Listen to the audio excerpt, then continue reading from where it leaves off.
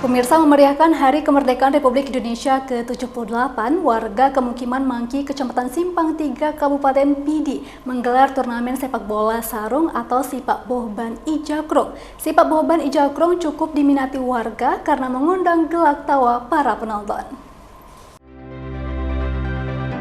8 tim bola sarung yang berasal dari Kemukiman Mangki, Kecamatan Simpang 3, Kabupaten Pidi, mengikuti turnamen sepak bola sarung yang digelar di area persawahan Kampung Blang Mangki, Kecamatan Simpang 3, Kabupaten Pidi. Permainan Sipak Bohban Ijakrong sama halnya seperti permainan bola kaki pada umumnya.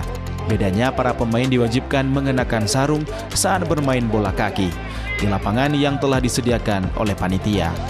Aksi dan tingkah para pemain di lapangan mengundang tawa para penonton yang menyaksikan turnamen ini. Turnamen yang digelar selama 1 minggu ini bertujuan mempererat silaturahmi warga antar desa, sekaligus dalam rangka memperingati Hari Kemerdekaan Republik Indonesia ke-78. Para pemenang turnamen diberikan piagam penghargaan dan trofi sekaligus uang pembinaan sebagai motivasi kepada para pemain untuk meningkatkan kekompakan. Dari Kabupaten Pidi, Tim Liputan iNews melaporkan.